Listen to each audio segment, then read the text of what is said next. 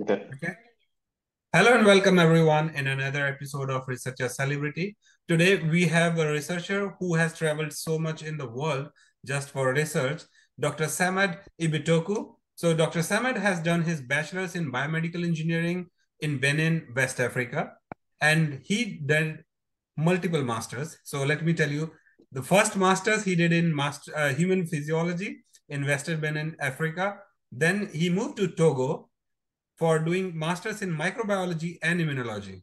Following his passion, he moved to France in University of Paris, France, to pursue his PhD in immunology. Then next step was United States, UTMB Galveston in Texas, and presently, after doing all this PhD and postdoctoral work, he is at Fate Therapeutics, FATE Fate Therapeutics San Diego. And previously, just before this, he was in Posida Therapeutics also. With this small introduction, I would like to welcome Dr. Samad. Welcome. Thank you so much for inviting me. It's Hi. gives me a pleasure to see you again. So the first question, how the conversation we start is like, how and when you decided that you want to be a researcher? That's a great question, actually. I decided to go into research when, at my younger age, when I had really, my grade in biology, and undergraduate scores were, great, and I really love, biology, and I'm also curious about, uh, how, I mean, curious about life in general, and how we can question, this. So I think that comes from that, and also I also had a chance to meet good people that guide me through uh, the biology or science in general. So I think that I would say that's what led me to the science and to do what I love today. Okay, so your love for science initiated, and then with all the guidance, when you decided that you really want to pursue PhD? I think I decided to pursue the PhD when I finished my bachelor degree, biomedical engineering. So I was working with a mentor who gave me the opportunity to to explore all options. So I was working as a research associate in the lab, and then this research this and they were they were looking for young scientists, actually. So, and the way I was working with her, she kind of saw my younger age, and also my motivation to be able to learn, and she said, well, why don't you pursue, do master, or even PhD. And I said, well, I would love to, but if I have to work to pay my because at that time I was living alone, I have to pay my rent and everything. So, and she said, well, I can, you can work part-time and then be in the lab, maybe in the morning, and then study, so she made my schedule flexible and helped me to be able to do both at the same time. So working in the lab at the same time taking my master degree classes. And also when I finished my PhD and my master, with a good grade at school, she also helped me apply for scholarship, to get a PhD scholarship. So at that time, I was lucky to get, financial support from French institutes, and that helped me to to do my PhD in Paris. So I think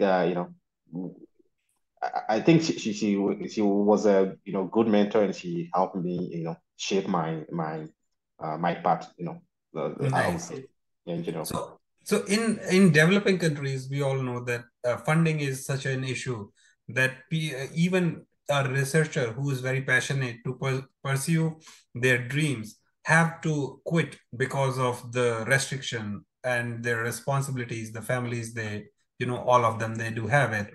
So when you got this fellowship and then now you moved to France, then how the life has changed in terms of research as well as in terms of the social, there is a cultural difference and all of that. How was that? I mean, it was kind of a big change in my life. I would say, I will assume it. It things become easy, I would say. because it's like you reach the next level of your, your goals, your goals that you already set in the beginning of the year, I mean, on your life. But doing your PhD in the European country, it's much easier. As you mentioned, there are a lot of complications when you're in the third country. Doing science, it's resources is not available all the time, and then even by reagents, it's not like as easy as you can do here, maybe in Europe or United States. But I would say, yeah, it helped a lot to move around those little problems, I would say, and it also helped you to create a new network of people, going to meetings, going to international meetings, or going to conferences. It helps you to meet new people that people that you've seen the name on the papers. Now you can meet them in person. That's also some kind of level that I've reached, and I'm really grateful for that. That's it. I was able to do that. Okay, so let's talk about the details of the duration it took for your PhD and how was the ride? Yes, that's a good question. Actually, Benin is a French colony country, so before you go to the PhD, you have to have a master degree. So with my master degree, which took like 2 years to complete. So then the PhD is 3 years, and with the option of having at least one paper published with first author before you can graduate. So I was able to accomplish that because I was working on the big program. Just to be specific, I was working on the understanding the immune challenges that pregnant women faces when they are exposed to malaria. So that was kind of my PhD subject. So understanding, how the exposure to malaria when women are in pregnancy affect the immune response of the newborn. So, and I was lucky to have to collaborate and work with big scientists, I would say, that's helped me to be able to publish a couple of papers that helped me to finish on time in 3 years. And after that, I was able to also to get into a postdoc program, very quickly because of the that time frame.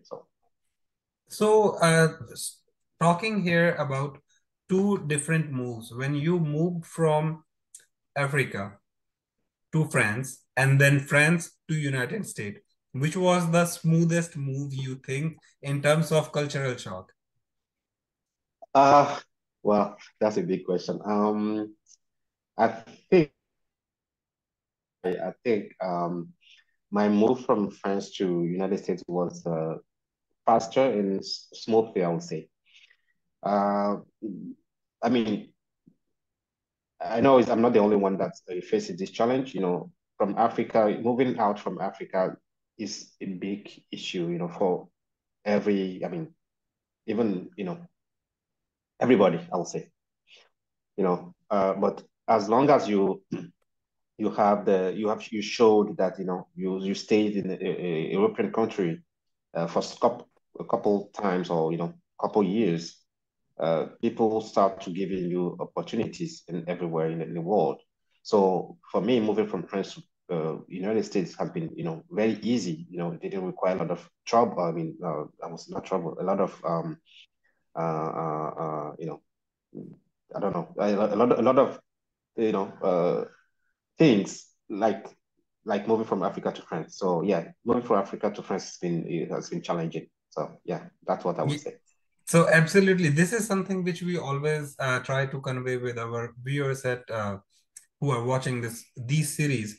So the thing is, like, whenever you are okay for pursuing your research careers, you want to move out of country is one thing, but Yes. you have to consider the cultural differences. Differences, You yeah. have to prepare yourself so that you don't find yourself in a position where or an awkward position, because sometimes the same things you can use, the same words used in different countries gives Yeah, you different meanings and different feelings.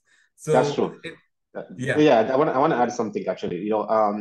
Yeah, I think move like from one place to another place. Yeah, as I said, from Europe to the United States has been easier, but culturally, it's Benin, as I said, Benin is a French-speaking country.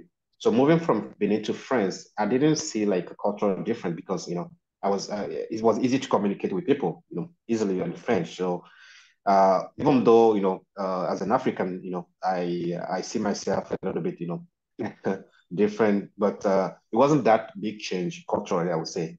But from Europe, from France to United States, as you know, I haven't been exposed to English as much as I do. I mean, I did the last couple of years.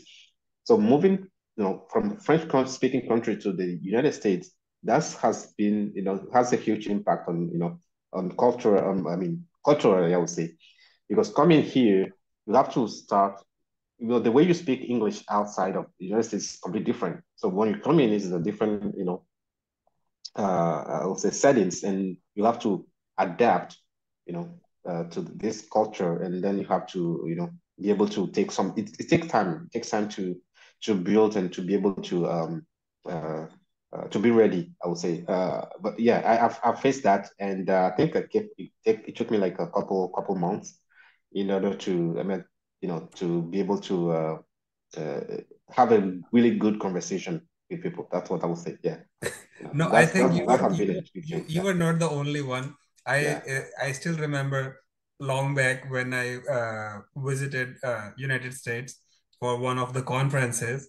I still remember. I will never forget that first conversation of me having with someone in United States, and I decided that I cannot stay in this country for 10 years because 10 days, because that's what my conference duration and all those things were. I'm like, I cannot survive here because I cannot talk.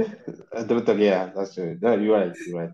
But I So was lucky that in my lab I had we have a multicultural people in the lab. So people from Kenya, from Peru, from United States. So I think I was able to see myself, fit myself in, and then be able to come, discuss with someone. So even though they know that I'm, mostly speak French, whatever they have to speak about something, so they try to make it easier for me to understand. And also myself, you have to explain myself. I have to make sure that I find the right word, in the right place, and to be able to to say the right things at the same time. No, it was a challenge, but yeah, I'm happy that all worked out. nice. So, except from the challenge in terms of all this social or conversations and all that stuff, how different was the research when you joined the lab in States?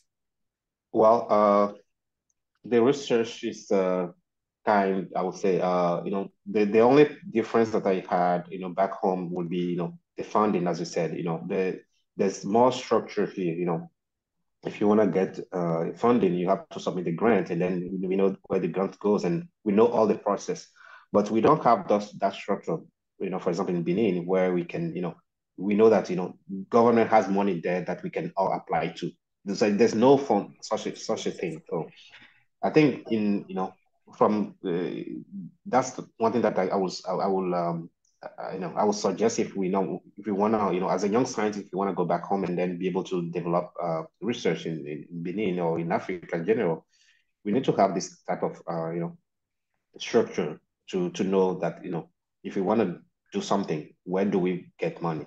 We don't have money in our pocket, but we should have like a structure like NIH, like some private sponsorship that can help people, scientists, to be able to develop their ideas, and then do the good research. So research in the lab was, it's been great because I was lucky that my lab had R1 at the time. So it was a funding that can cover research for at least 5 years. So we were we were good financially, we were good to do research and buy any reagent that we wanted, and also, pay our salary. So financially, we were not worried. So that was good. Okay. So speaking, so we did talk about the cultural differences. We shortly touched about the differences in the research. How about the stress level in three different countries? Oh, the stress level. I mean, I wasn't stressed at all in Benin. This is my country, It's my Mhm. I have my family around. Even if I stress, I know who to talk to and where to get my thing. I mean, where to get whatever I need. The stress level in Europe, I would say, is maybe similar to in the United States. I would say, personally, from what I have experienced. Mhm. Um, yeah, because it's barely. I mean, it's difficult to I mean, how do I say it? It's kind of uh it's solitary. I don't know if it's the English Yes, word. absolutely. So Isolation. yeah, so when you are home, you don't when you are in your home back home, let's say in Benin, I don't close my door when I'm home, so people can come in whatever they want, ask me whatever they want, and my friend can come. But here, you don't have friend around, you don't have family around, so if you have to go see a friend, you have to call him in the schedule, 2 days before. It Yeah, that's the only thing that's the only feelings that I had experienced that I feel like it's challenging. But with the time you get used to it, and it's your life. You have to build your life around with those realities. So yeah, that's what I will say. Absolutely. So here, a pointer for all the audience that, as Dr. Samad said, when you are in your country, you don't have to think about so many things, and one of them is immigration. When you are in your own country, you don't need visa. You are not Exactly. stressed because of those things. Yeah. But when you are moving out anywhere, be Yeah. it Europe, be it United States, we Yeah. know there is nothing wrong in moving out, but you have to consider that whenever you are moving out of your country, this stress somewhere in back of your head is always there. And it comes in forefront when you're working for a timeline, like you only have 1 year to change your visa status now. That's when it Yes. comes and takes a toll on you, because the researcher in you want to perform the research, but to be in that same place, you Yeah. have to go through the paperwork. So Yes. consider that point always when you are making decisions. How well funded your lab is, I believe that everyone consider this well in advance. But Yeah. sometimes just a fresh PhD student want to move out of their country, or thinking of pursuing joining big labs, Yeah. like brilliant scientists, and they at that point of time they are so excited that they don't think about these things. But when Yes. these things become huge and sometimes out of hand, because what we have seen that Mm. brilliant researchers have to leave the country because of the visas, because of Yeah. these issues. Yeah. I think I mean, if I can add one more thing. So I think, from my personal experience, so my undergraduate studies, have a chance to get also scholarship from the Benin government. So Mhm. why did I say? So why did I stay? Why did I move out? Mhm. It's not because I didn't want to stay. It's because there was no proper structure for me at that time to be able to stay. Actually, when I came to the United States and did finish my postdoc, I tried to move back. I tried to, because, of course, you mentioned the visa issue. I was on the visa. My visa expired, so I have to go back home. Mhm. And I tried to apply for a job at the university. So I was selected to be a professor at the university. So I went back home to, take a job, but I was disappointed when I get back home because, as a scientist, I do research my whole life. But the only thing that was left for me was teaching. And I wasn't able to do that alone. So I asked whether there's any structure or anything that I can do, to combine both teaching and research. And there was none. So I decided to not take that job, and I stayed in the United States. And then, staying here is another challenge. Moving from visa to be able to be, have the residency is another issue. It takes you a lot of money, a lot of stress, as you mentioned, and a lot of things. So True. money, that's the first thing. If you want to stay here as an immigrant, of course, and under the visa, you have to, apply for, change of the status.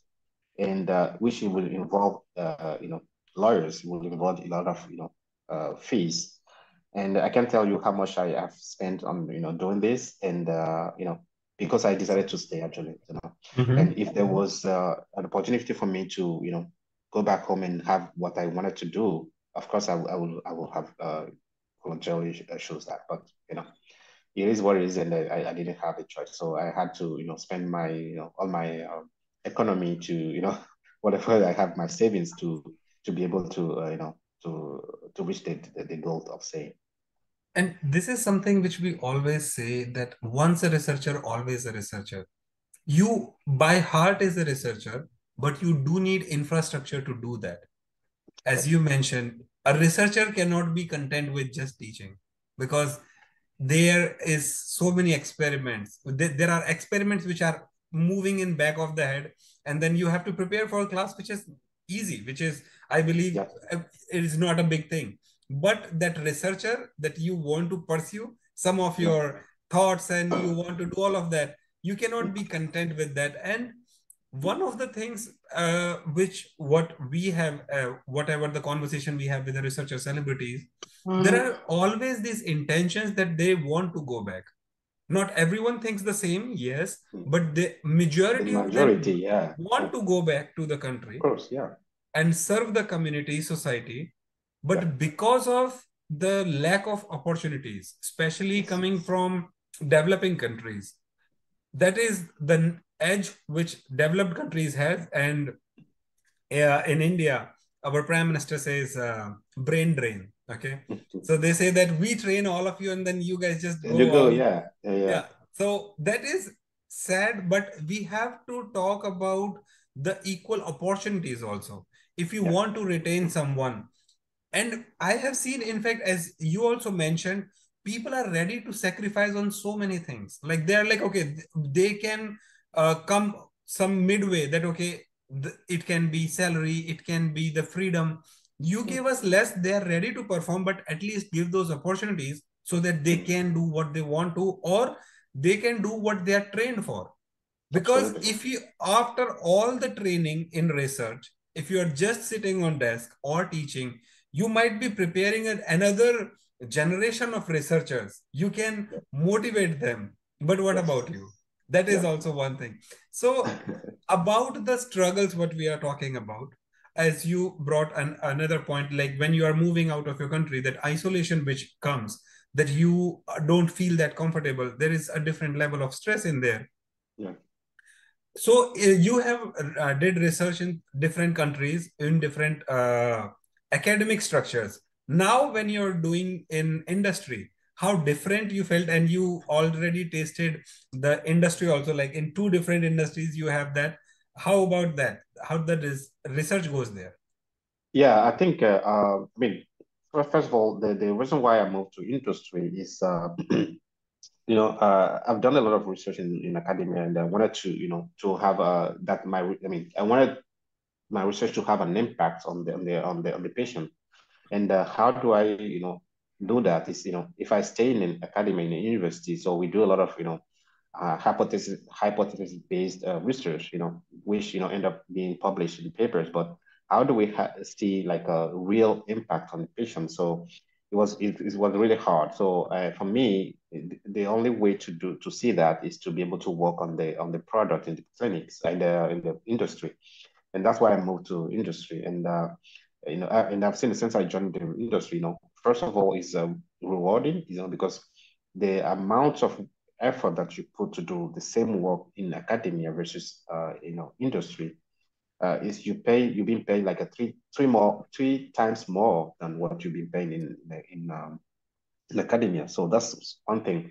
The second thing is, you can contribute to a product that's going to be going to the clinical trial, for example, or end up being like a, you know, treatment for the patient, any cure Mhm. for, let's say, for any disease, So is really important. That's, the first company that I worked for was a CAR-T company, in immunotherapy, and that, it's helped me also understand the structure of the company, of the biopharma companies, and also how, as a scientist from academia, how I can shape my research to be able to help develop a therapy for any type of disease. So and that's why I kind of moved to. So after a couple of years there, I learned a lot, and then decided to move to a different company to learn new skills, new technique that I didn't have during my PhD. So yeah, it's rewarding, and it's impactful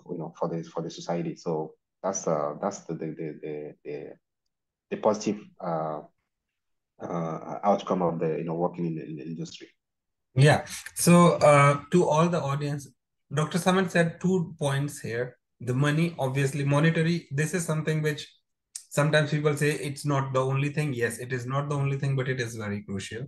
Second is the impact of your research, which you can see in a near future. Instead of doing some basic thing in academia and doing it all, there are success stories in academia where they have done something and then got patent, commercialization. Just take example of CRISPR, Professor Jennifer Doudna. But it takes a lot of research. Even when you are in industry, somebody has done that basic research which you materialize on and then develop into the product. So this doing the basic research at UTMB, generating that foundation, and then making the castle on that in the industry. Yeah. How does that feeling of completeness you feel? Well, I don't know. Yeah. Actually, my postdoc research it's on T-cell metabolism actually. And that foundation helped me to get into my first job in industry, because I applied. So it was applied to CAR-T in general, to be able to understand how the CAR-T metabolism works. So it's kind of the continuation of what I did in postdoc. So if I had to do that in academia, I didn't I wouldn't really see the real impact, as I said earlier. But at the same time, it also helped me to learn new things that I didn't know in academia, industry culture, and that's something that people won't teach you at university or in academia. But being in this environment, helped you to create like a new network of a new understanding of how science should be, or should be applicable to the patient. So it's really important, and it's really interesting. I would say, I've learned a lot, and I'm enjoying it. So I haven't regret joining the industry at all. So it's really cool. So, Dr. Samad, you brought a very interesting point here. And if you can share something about, as you said, the work culture in academia, in universities or research institutes, and work culture in industry, if you can share some more thing about these two different places, so that our viewers can consider them before, because postdocs mostly have this in brain that they want to do. If they don't want to be a professor, they want to move to the industry because of obvious reasons. But sometimes that is also have been seen, that going into industry and then coming back to academia, not very, but there are many stories like that also. So if you can tell the differences. Yeah. So first of all, I mean, I have no problem with people that decide to go to stay in the industry. I mean, I think it's great. It's I mean, in the academy, I will say it's great. Being a professor is also great. Because we also need professors to teach in the next generation scientists as well. But science or research in general in academia right now has become really, really tricky, really difficult. The stress of publishing, the stress of grants, submitting a grant and get funded. If you don't have the funding, sometimes you might lose your job in the academia, because that's also the pressure that people are facing right now. So, and the culture in general in academia is like, you have let's say this idea of research, and you don't have a really like a specific timeline. You can pursue like 10 ideas at the same time, and then keeping doing it without any specific deadline or goals. But in the industry, it's I think it's kind of, more focused. You have, the goals has been set, from specific program that, we need to work on this for some period of time with the objective to find this. So if, the objective is not reached, we can change and move to different things. So you have this environment where you can, be moved around, multiple times, not doing the same thing at the same time, and that's something. It also helps you to learn a lot of tools, a lot of skills, because let's say you work on this program today, and then the program end up being, not continuing to the clinic. So yeah, you have a chance to work on different things because that's been completed. So it's not like you're gonna continue, try again and then, do several things. So, and also today, I think a lot of industries are collaborating with the academia Mhm. researchers. So, and then, so, even though the research is done in academic settings, so we can, bring the same idea to the industry and continue, building on that. And I think it's a really good way to do science right now, so that everybody is like, win-win. Yeah. We're gonna found the research in academia, but we're gonna get the pursue finish up the product in the industry. So uh, it's the culture, in this industry, that's how it is. So, it's this opportunity to be able to, set the goal, reach the goal, or, even the goal's not met, you can change and then do multiple things at the same time, and Mhm. without no, less stressed, I would say. But Yeah. yeah, that's what I think. I mean, it's beautiful. Absolutely. And this is one thing which the collaboration between the industry and universities is growing very fast. And there are so many partners, stakeholders, everything coming, working towards the same goal and then achieving the targets quickly, faster, because this is something which was not happening at least 20 or 30 years ago. That's They were true. just working in their own bubbles and now they are working together. That is a Together, great yeah, thing. yeah, yeah, Yeah. yeah. So, Dr. Samad, Yes. now when you have spent almost more than a decade in research, how do you feel about yourself? You make me feel old. I'm trying to make you feel better because what they call is the fine wine. The more you age, the more you taste better and more expensive you are, obviously. Yeah, So yeah. that is what is happening. So how do you like being a researcher, and what are the future plans? I enjoyed being a researcher. I really enjoy what I do. I really like what I do. It's beautiful to be a scientist. It's really beautiful to, to be able to, use your brain, to make money, I would say. It's because, you have to think, and then also, you know, uh, collaboration with people, with the other scientists, as you, we met at conference. You Mhm. didn't mention that beginning, but it's been a great collaboration since then. Is we remain friendly, we remain colleague. Even though like we can talk through Zoom. I think it's a great. I mean, it's a great tool. It's a great environment to be a researcher. It's a great family, I would say. So I really enjoy what I do, and I really, I think I didn't regret to be shows this part at all. Nice. This is something which I always say, that research has given me everything, whatever I have, Absolutely. including friends like you and other collaboration around the globe, else Yeah. which is not possible. Coming Yes. from India, probably from a village where I come, 1997, we got electricity in our village. Wow. So you Wow. can think That. about that. And coming from that to here, I believe that research is something which, at speaking for myself, I cannot think of doing anything except research. I agree.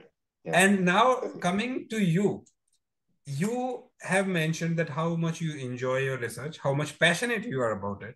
All we can see because you have been here for long. What are the future plans? Future plans. Oh, I think I have a lot of. I mean, I dream a lot. I'm a dreamer. So I think that's one thing I also want to say to everybody. I don't stop dreaming.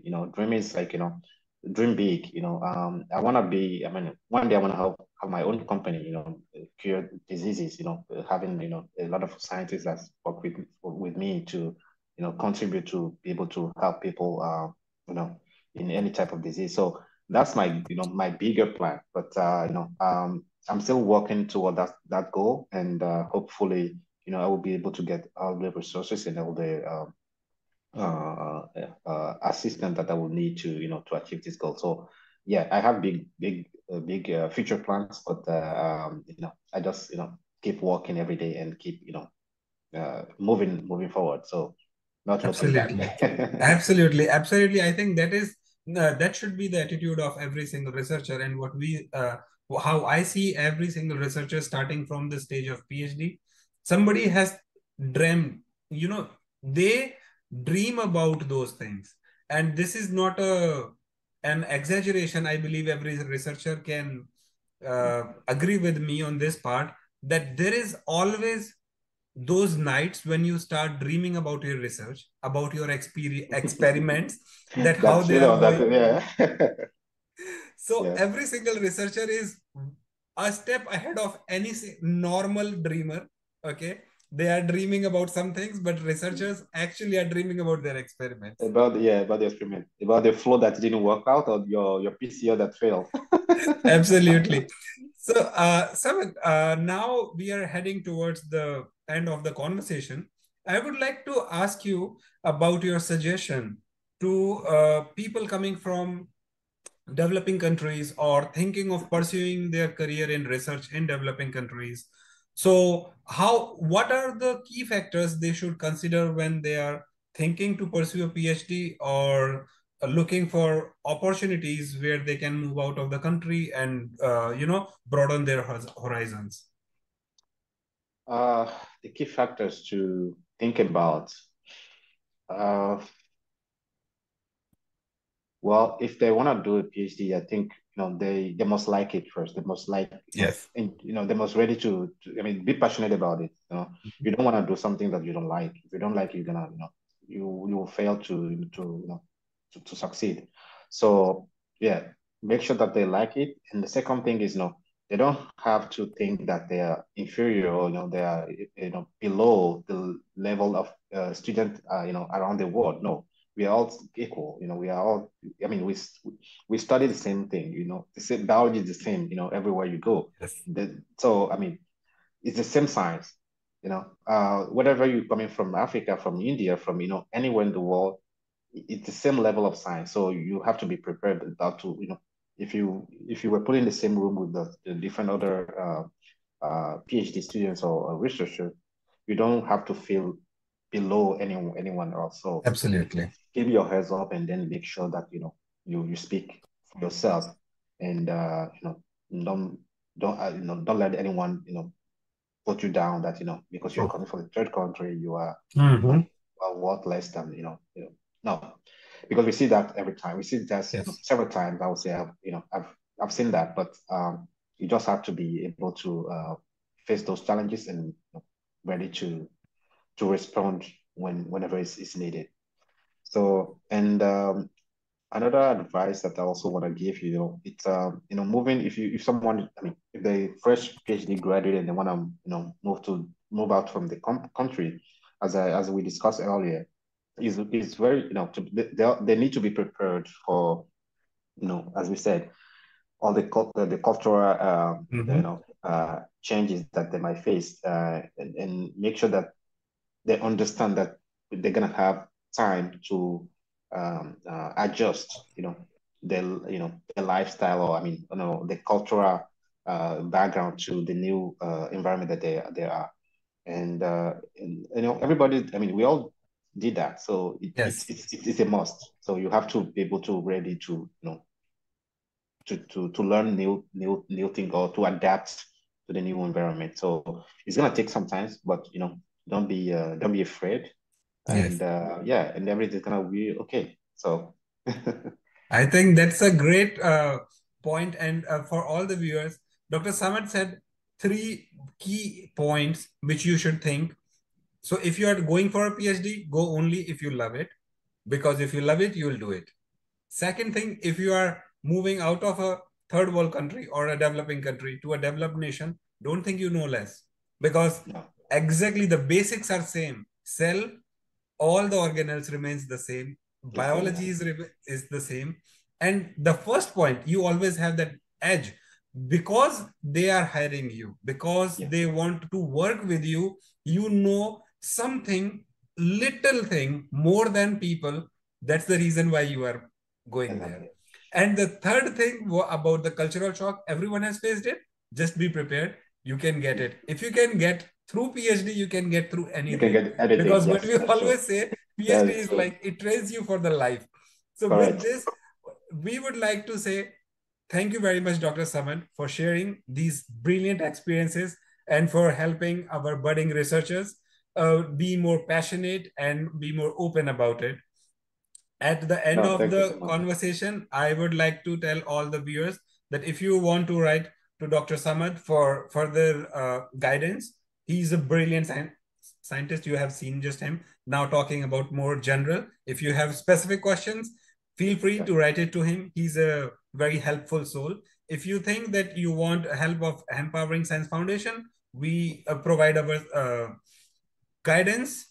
If you want to talk to our researcher celebrity, we can put you in touch with them. So do whatever it takes, enjoy your research, and stay tuned for Researcher Celebrity. We'll see you in another episode of Researcher Celebrity. And for today's Researcher Celebrity, Dr. Samad, we say thank you very much.